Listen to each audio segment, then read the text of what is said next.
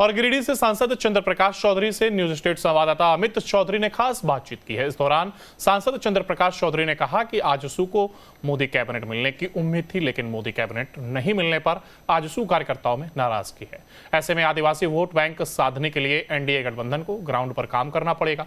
गुटबाजी से चुनाव में नुकसान हुआ है, इसलिए चुनाव में हार की समीक्षा करनी होगी। झारखंड में लोकसभा के 14 सीटें हैं और 14 सीटें में सबसे ज्यादा एनडीए को नुकसान हुआ। 5 सीटों का नुकसान हुआ। एनडीए महज 9 सीटें जीत पाई। हमारे साथ आजसू के एनडीए के सहयोगी हैं। आजसू के सांसद, 2 बार से सांसद हैं, चंद्र प्रकाश चौधरी जी मौजूद हैं। सबसे पहले स्वागत है चौधरी जी न्यूज नेशन में। चलिए, धन्यवाद आप। 5 ट्राइबल सीटों की अगर बात की जाए, 5 आरक्षित सीटें हैं झारखंड में और 5 पर बीजेपी चुनाव लड़ी, यानी एनडीए चुनाव लड़ी और 5 सीटों पर हार मिली। क्या कारण रहा? देखिए, चुनाव में इस बार झारखंड में जो चुनाव, हम लोगों का टारगेट जो था 14 का 14 सीट हम लोगों को जीतना है और उसी हिसाब से काम भी हुआ था। कुछ विषय ऐसे लोग आए कि जो दिग्भ्रमित हुआ लोग, जो हमारे वोटर्स थे, कारण कुछ भी हो, क्योंकि सबसे ज़्यादा चुनाव में देखा जाता है, हो सकता है किसी को टिकट नहीं मिला या किसी को अपने समर्थक को नहीं मिला, जिसके चलते भी कई चीज़ें है, नुकसान हुआ है। और ख़ास करके जो ट्राइबल सीट है, जिस पर हम लोगों को सफलता, पिछला बार हम लोग जीते भी थे और 2 सीट हम लोग ट्राइबल सीट हम लोग पिछला बार आ रहे थे। इस बार 3 सीट हम लोगों को जीता हुआ सीट हम लोगों का लूज हुआ था। देखिए, आदिवासी वोट बैंक की एक बड़ी धारा है झारखंड में।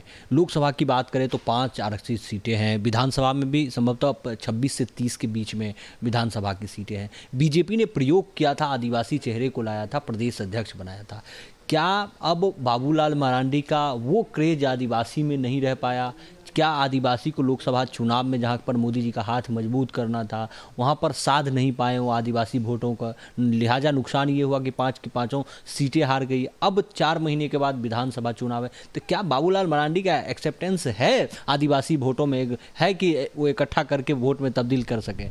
मैंने पहले ही कहा कि इस पर समीक्षा की ज़रूरत है और जो वोट एनडीए के हाथ में था, या आदिवासी वोट हो या ओबीसी वोटर्स हो, जो वोट हमारे बीच से जो पहले था और अभी नहीं है, इस कारण को हम लोगों को सबसे पहले ढूंढना पड़ेगा और उसका कारण और उसको कैसे हम लोग दूर कर सकते हैं, इसके बारे में हम लोगों को ज्वाइंट बैठक करके इसकी समीक्षा करना पड़ेगा। ना कि हम लोग अभी देख रहे हैं चुनाव के बाद में होता क्या है, इस पर समीक्षा नहीं करके कुछ लोग हैं, इसके आरोप इसके ऊपर थोपने में लोग लगे हैं कि इनके कारण से नहीं हुआ वोट मिला, उनके कारण से वोट नहीं मिला। तो इस तरह का बिल्कुल, अब चूँकि चुनाव है, विधानसभा चुनाव है और इसको लोगों को गंभीरता से लेना चाहिए और जो भी कारण रहा उस कारण को हम लोगों को समाप्त करना चाहिए, ताकि विधानसभा चुनाव में हम लोगों का गठबंधन का सरकार हम लोगों का बने। और जो गुटबाजी है, बहुत सारे लोगों को गुटबाजी चुनाव में भी देखने को मिला। अच्छा, लोकसभा चुनाव में भी गुटबाजी आपको एनडीए में देखने को मिला? एनडीए के ना सभी में दिखा, क्योंकि जिनको पदाधिकारी लोग, कुछ बड़े बड़े पदाधिकारी लोग हैं, वैसे लोगों को भी देखा गया। तो वैसे लोगों पर भी, चाहे हमारे दल के हो या भाजपा के लोग हैं या जो गठबंधन के कोई भी हैं, तो हम लोग सब कुछ जानते हुए भी आज मौन है। तो इन सब चीज़ों पर गंभीरता से हम लोगों को लेना चाहिए। तो हमको करना पड़ेगा ना, यदि हम चाहते हैं सरकार, हेमंत सोरेन जो गलत किया, जो काम करना चाहिए वो नहीं किया, तो इन सारे विषय को लेकर पब्लिक के बीच में हम लोग को जाना चाहिए कि पब्लिक कन्विंस और इस बात पर डिसाइड करे कि भाई नहीं, ये सरकार से अच्छा मेरा सरकार था। एक छोटा सा और आखिरी सवाल है। हेमंत सोरेन अब जेल से बाहर हैं, आगामी चर्चा हो रही है कि फिर से मुख्यमंत्री का पदभार संभालेंगे, तो क्या एनडीए के लिए विधानसभा चुनाव में चैलेंज होगा और बढ़ेगा चैलेंज? मैंने पहले ही कहा कि उनके 5 साल का कार्यकाल जो झारखंड मुक्ति मोर्चा और कांग्रेस करा, इनके कार्यों को, इनके क्रियाकलापों को सिर्फ हम लोगों को जनता के बीच में लेके जाना चाहिए। चेहरा कोई हो, मुख्यमंत्री जो अपने कार्यकाल में जो काम किए हैं उनके नाकामी को लेकर सिर्फ हम लोगों को जानना। चेहरा बदलने से मुख्यमंत्री दोबारा तिबारा, ये आयवास है, ये सब चलता रहता है, लेकिन जो मूल विषय है उन सब विषयों को लेकर हम लोगों को पब्लिक के बीच में जाना चाहिए। छोटा सा और आखिरी सवाल है, पर्सनली सवाल है।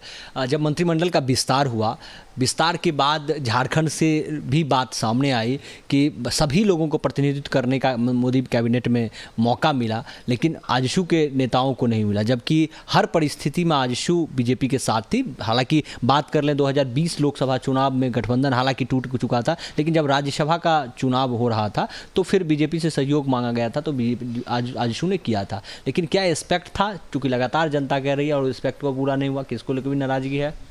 नहीं, ऐसा कुछ नहीं है। चूँकि हम लोग एनडीए में थे, एनडीए के साथ हम लोगों ने लोकसभा चुनाव लड़ा, चुनाव हम लोग जीते भी, और सभी एनडीए को साथ में लेके चलना यह तय भी हुआ था कि सभी सहयोगी जितने हैं सभी लोग, पहले भी था, पिछला 5 साल भी था और इस बार भी था, और सभी लोगों को बनाया भी गया। और निश्चित तौर पर उम्मीद था, लेकिन ये प्रधानमंत्री जी का अधिकार क्षेत्र है, इस पर हमको कुछ नहीं करना है।